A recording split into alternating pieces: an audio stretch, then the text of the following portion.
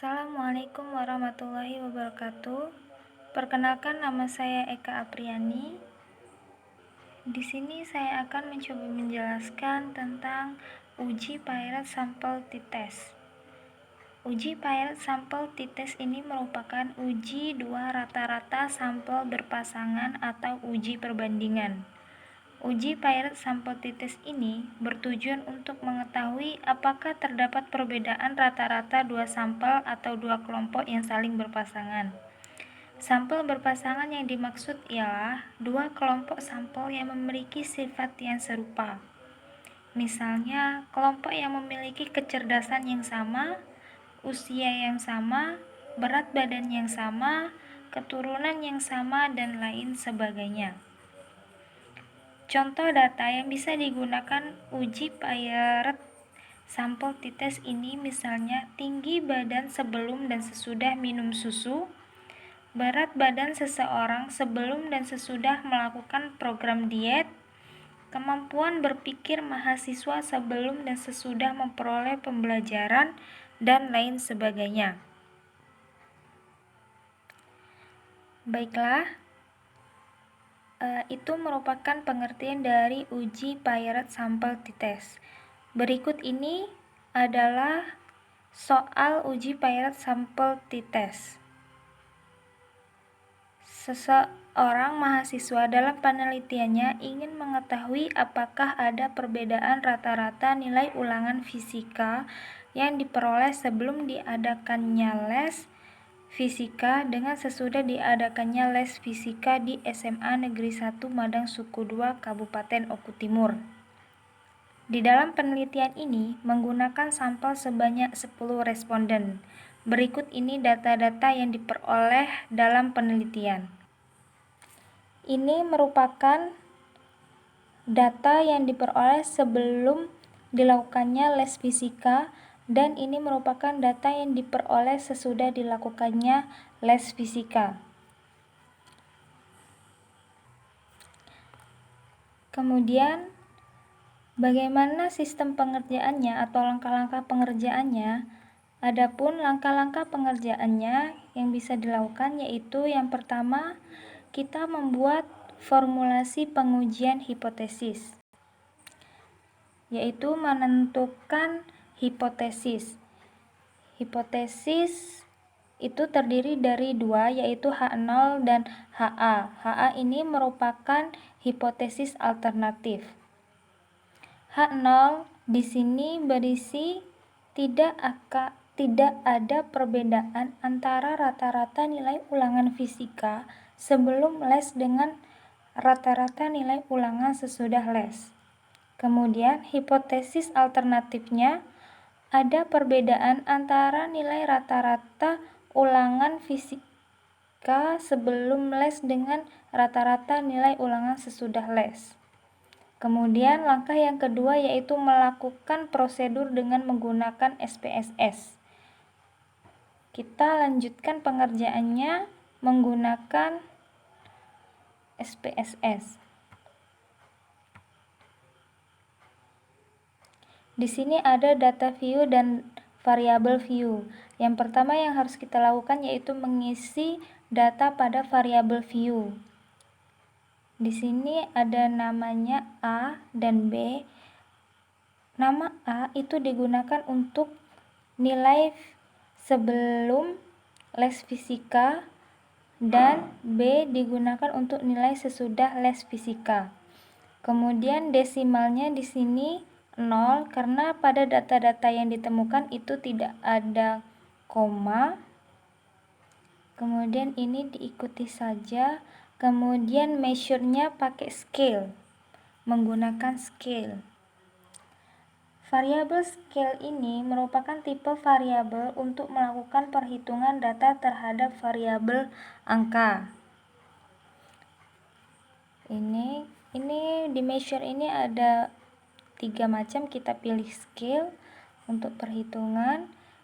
Selanjutnya yaitu mengisi data yang A untuk nilai sebelum dilakukannya les fisika dan B itu nilai atau dimasukkan data sesudah dilakukannya les fisika. Ini datanya dimasukkan. Setelah data dimasukkan itu terdapat 10 responden atau data yang dihasilkan. Kemudian kita analisis dengan klik analyze, kemudian compare mean, pilih pirate sample t-test. Maka akan ada tampilan seperti ini. Kemudian kita pindahkan nilai sebelum les fisika ke variabel 1 dan nilai sesudah les fisika itu di variabel 2. Nah, ini sudah pasti ya, variabel 1 itu untuk nilai sebelum les fisika dan variabel 2 nilai sesudah les fisika. Kemudian setelah kita pastikan datanya, kemudian kita klik OK. Kita tunggu. Nah, ini merupakan output dari pirate sample t-test. Data mana yang kita pergunakan? Data yang kita pergunakan yaitu yang ini.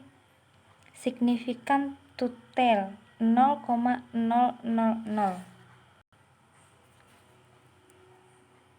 Kemudian ini sudah kita dapatkan hasilnya, hasil dari pengerjaan SPSS. Kemudian yang selanjutnya itu bandingkan nilai signifikan yang diperoleh dengan nilai alfa.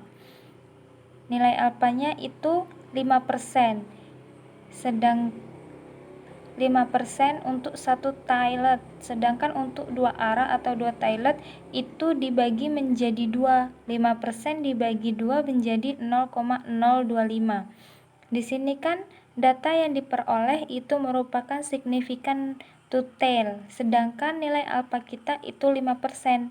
Jadi 5% itu untuk satu tail atau satu arah, sedangkan untuk dua arah berarti 5% dibagi 2 menjadi 0,025. Kemudian kita bandingkan nilai signifikan yang diperoleh dengan nilai alfa. Kriteria pengujiannya yaitu terima H0 jika nilai signifikan to tail itu lebih besar dari 0,025 atau setengah dari alfa. Kemudian tolak H0 jika nilai signifikan to tail kurang dari 0,025 atau setengah dari alfa. Nah, kita lihat nilai yang kita peroleh tadi adalah 0,000. Ada 3 angka di belakang koma. Apakah 0,000 itu lebih besar dari 0,0025? Jawabannya kurang kan? Atau tolak H0 karena nilai signifikan yang kita peroleh dalam pengerjaan SPSS itu adalah 0,000 yang artinya nilai tersebut lebih kecil dari 0,025. Jadi dapat disimpulkan di sini. Jadi kita buat kesimpulan karena nilainya lebih kecil berarti nilai signifikan lebih kecil dari alfa. Jadi tolak H0 dan terima HA. Karena Nilai signifikannya itu adalah nilai signifikan itu 0,000 kurang dari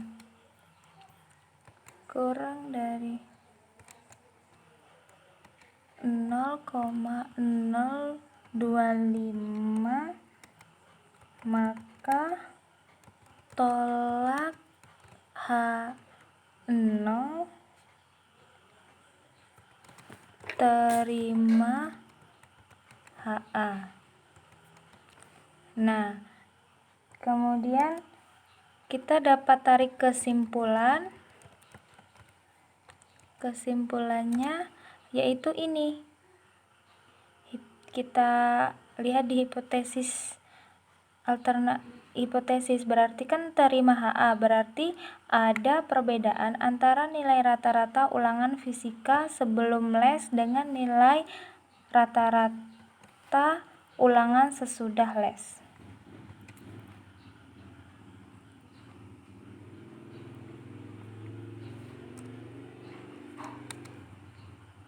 Kita atur dulu biar rapi.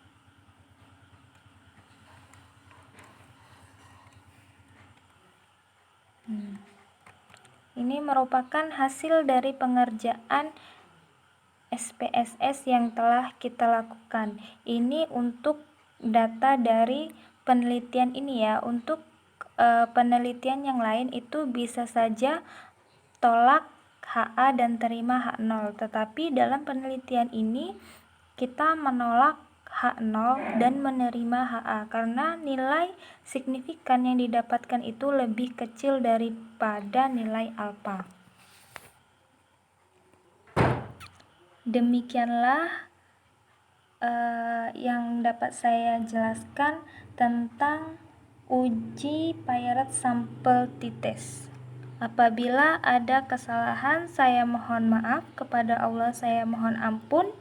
Saya akhiri. Wassalamualaikum warahmatullahi wabarakatuh.